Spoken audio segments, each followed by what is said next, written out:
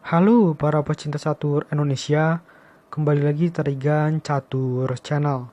Kali ini Tarigan Catur akan menampilkan partai yang berjudul Perjuangan Sia-sia Alireza Firoza hanya remis lawan Fabiano Caruana.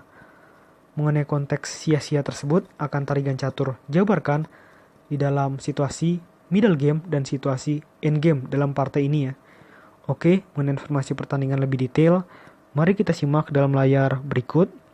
Ya, pertandingan ini tersaji dalam turnamen Tata Steel Master 2021, tepatnya pada ronde ke-11 yang berlangsung pada tanggal 29 Januari 2021 sekitar pukul 20.00 waktu Indonesia Barat malam.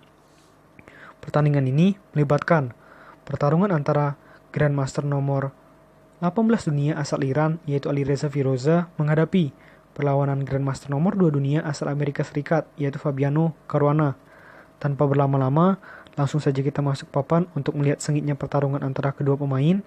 Di sini, Firoza menggunakan catur bola putih dengan rating VD 2749 menghadapi perlawanan Caruana yang menggunakan catur bola hitam dengan rating VD 2823. Firoza memulai permainan dengan pion E4, dijawab pion E5 oleh Caruana. Kuda F3, kuda C6, gajah C4 pembukaan Italia, gajah C5 pembukaan Giocco Piano, dan pion menuju C3. Masuk kembali ke dalam pembukaan Italia dalam variasi klasik. Kuda F6 ancam pion lemah putih di petak pusat dan dijawab pion menuju D3 oleh Firoza. Kita kembali di sini apabila ini adalah partai blitz atau partai balet, maka para pemain catur pada umumnya akan melakukan langkah pion menuju D4, memilih langkah komplikasi agar permainan bisa secepatnya memasuki babak akhir. Namun, ini adalah partai catur klasik yang menggunakan waktu pikir yang sangat panjang. Oleh karena itu, sangat tidak disarankan untuk melakukan langkah pion D4, maka dari itu, Firoza memilih pion D3, melindungi pion pusat. Pion D6 membuka akses gajah hitam petak terang untuk bermanuver ya. Rokade pendek oleh Firoza dan pion menuju H6 membatasi agar gajah putih tidak bisa melenggang ke petak G5. Benteng menuju E1, rokade pendek oleh Caruana. Kuda menuju D2, gajah menuju B6. Pion A4 mencoba untuk terus memajukan pion namun di stop oleh Caruana dengan pion menuju A5. Gajah B5 ancam kuda hitam, dan kuda menuju G4. Ada ancaman 2 kali terhadap pion putih di petak F2. Di sini balasan simpel dilakukan oleh Firoza dengan benteng menuju E2. Dan di sini Caruana menjawab dengan kuda mundur ke petak E7. Bagaimana jadinya jika dilakukan langkah gajah pukul pion skak, benteng pukul gajah, dan kuda pukul benteng, raja pukul kuda. Di sini secara material memang seimbang. Satu benteng dan satu pion ditukar dengan satu gajah dan satu kuda. Namun, ini membuat posisi dari Fabiano Caruana menjadi kurang bagus. Penukaran dua pion aktif, atau maksudnya dua perwira aktif dari Caruana dengan satu perwira dan satu pion pasif dari Firoza, jelas di sini Firoza akan lebih unggul karena perwira-perwiranya juga sudah aktif, sedangkan perwira-perwira dari Caruana masih banyak yang ada di tempatnya. Dan juga di sini bisa saja Firoza langsung melakukan percepatan hingga babak akhir dengan menumpuk menteri dan benteng putih di lajur G dan langsung menyerang ke pertahanan Sep Raja dari Caruana. Jelas langkah itu, pertukaran buah sebanyak itu tidak akan dilakukan oleh Caruana di babak pembukaan, maka dilakukan langkah kuda mundur ke petak E7. Pion D4, kuda G6. Kuda menuju F1, pion D5. Pion E pukul D5, pion E pukul D4, pion H3 ancam kuda hitam. Kuda mundur ke F6, kuda pukul pion di D4, dan kuda pukul pion di D5. Benteng mundur ke E1, kuda menuju F4. Gajah ke petak E3 agar ya kuda putih posisi semakin kuat pion menuju C6 ancam gajah putih, dan gajah mundur ke C4. Gajah mundur ke C7, kuda menuju G3, kuda menuju D5, gajah mundur ke D2. Menteri menuju D6 akan sangat berbahaya. Kalau putih melakukan langkah kuda menuju H5, maka ada menteri skak ke petak H2, misalkan raja berpindah, menteri skak lagi. Apabila raja berpindah, benteng skak. Jelas, raja putih posisinya tidak ideal, berada di petak tengah ya, dalam permainan, padahal ini masih middle game. Jelas akan sangat berbahaya bagi seorang Firoza. Kita kembali, namun potensi kuda putih bergerak juga besar, karena pion hitam juga bisa dimajukan ke petak H4 untuk ancam kuda putih. Dan bagaimana Firoza menanggapinya?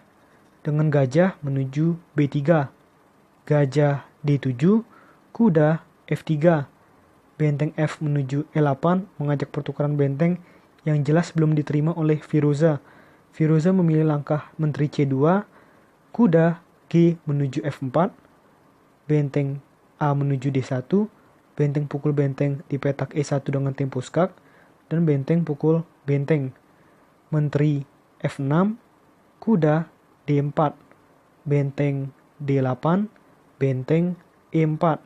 Menteri G6, gajah pukul kuda di petak D5, kuda pukul gajah di D5, kuda G menuju F5.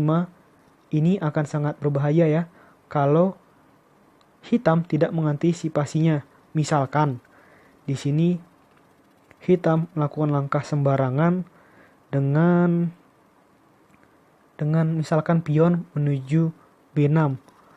Ini jelas adalah situasi yang akan menjadi sulit bagi Caruana, karena di sini ada langkah pion menuju C4. Kuda hitam berpindah ke petak yang aman ya, misalkan ke petak B4, gajah pukul kuda, pion pukul gajah, dan ada kuda menuju E7, skak ster, dan ini akan berakibat kekalahan bagi Caruana. Tetapi jelas di sini Caruana membaca hal tersebut dan memilih langkah menteri menuju F6, memindahkan menteri hitamnya ya, agar tidak terjadi langkah kombinasi semacam tadi. Benteng menuju G4 mengancam pion lemah hitam di petak G7. Ini jelas situasi yang sangat berbahaya. Hanya ada satu langkah ini yang bisa dilakukan oleh Caruana untuk membuat pertahanannya lebih stabil, dengan pion menuju G6, walaupun ada kuda pukul pion skak di petak H6. Raja F8, benteng E4, kuda menuju F4, kuda G4 ancam menteri hitam, dan gajah pukul kuda di G4, pion pukul gajah di G4, raja G7, dan di sini dilakukan langkah gajah pukul kuda di F4 dan gajah pukul gajah di F4. Di sini langkah selanjutnya dari Firoza cukup menarik dan mungkin tak disangka-sangka oleh para pecinta catur sekalian dan juga komentator yang membahasnya, dengan kuda skak di petak F5. Ini tempo skak ini jelas akan membuat keduanya menjadi lebih cepat memasuki babak akhir dengan cara pion pukul kuda dan benteng pukul gajah, pertukaran perwira ya.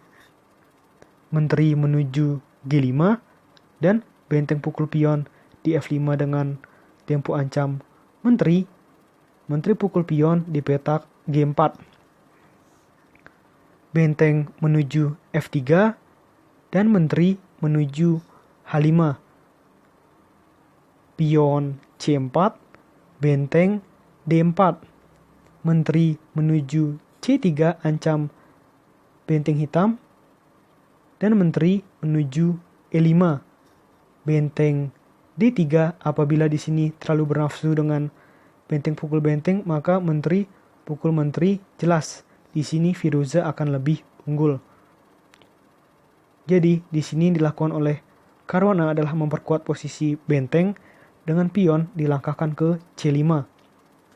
Benteng skak di petak G3, Raja menuju F8. Menteri pukul pion di petak A5. Nah, sebenarnya di langkah 45 Firoza ini, seorang komentator di Chess24 dan bahkan juga di chess.com bilang ini partainya remis. Namun, ternyata seorang Firoza terus berusaha untuk mendapatkan kemenangan. Kita lanjutkan. Benteng skak di petak D1, Raja menuju H2. Menteri skak di petak H5, benteng menutup. Menteri skak di petak E5, pion menutup. Menteri ke F5 mengincar pion lemah putih. Dan di sini Firoza memaksimalkan tempo skak dengan menteri skak di petak A8, Raja berpindah.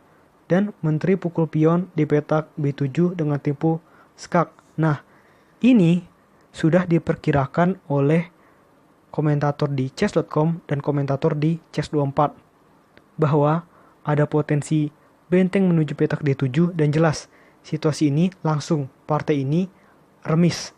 Tetapi jelas Firoza tidak mau menyerah begitu saja.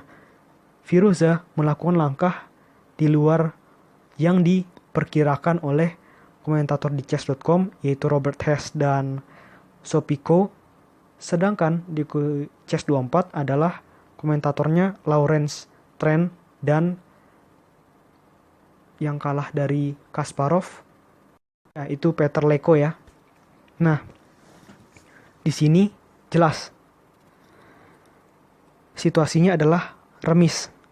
Tetapi langkah di luar textbook yang dilakukan oleh Firoza adalah dengan menteri mundur ke H1, membiarkan pion putih dimakan oleh menteri hitam. Padahal di sini balasan menurut keempat komentator tersebut adalah dengan menteri menuju G2, benteng menuju D2, raja berpindah, maka ini akan terjadi skak bolak-balik terus sampai remis ya. Raja pindah, lalu benteng lagi, raja pindah, lalu benteng skak lagi, raja pindah, benteng skak lagi, dan gitu seterusnya. Tetapi jelas Firoza mau menang. Oleh karena itu, Firoza melakukan langkah menteri menuju H1. Menteri pukul pion skak, menteri menutup benteng ke petak D2, menteri pukul menteri, dan benteng pukul menteri dengan tempo skak. Raja mundur ke G1 dan benteng pukul pion. Kita lihat 3 pion lawan 2 pion. Di sini situasinya menjadi berbeda. Mungkin saja putih bisa menang karena ada 1 pion yang tak terkawal ya. Tetapi jelas potensi remisnya masih besar. Kita lanjutkan. Benteng H5, benteng A2, benteng pukul pion, benteng pukul pion. Raja G2, raja D6 ancam benteng putih, benteng skak di petak D5, raja E6, benteng D4, raja E5, benteng F4 ancam pion hitam, pion F5, raja H3, dan setelah benteng A3, kedua pemain bersepakat untuk remis karena memang sudah tidak ada lagi yang bisa dilakukan oleh Firoza untuk memaksimalkan menjadi kemenangan. Misalkan dilakukan langkah pion menuju C5, maka jelas ini pion putih akan hilang. Misalkan raja menuju D5, maka pion putih sudah tidak tertolong ya. Kita kembali. Jika raja menuju H4, maka benteng menuju C3. Jadi ini tujuannya adalah menjaga 2 pion sekaligus, yaitu pion putih di petak C4 dan pion putih di petak G3. Tujuannya adalah agar raja putih tidak bisa merangsek ke petak G5 untuk mengancam pion hitam. Jadi jelas tidak ada peluang menang sama sekali dari seorang Firoza. Ya, hasil ini sungguh disayangkan karena apabila menang, Firoza akan menyamai poin Anish Giri yang kini memimpin klasemen sementara Tata Steel Master 2020 sampai ronde ke-11. Namun, karena kegagalan ini, maka Firoza dan Caruana sama-sama menempati peringkat 2 dan 3 dunia. Oleh karena itu, persaingan memperebutkan gelar juara terdapat di antara 3 pemain tersebut, yaitu Anies Giri, Firoza, dan Caruana. Oke, menurut Tarigan Catur, video kali ini cukup. Nantikan konten-konten selanjutnya tetap di Tarigan Catur Channel.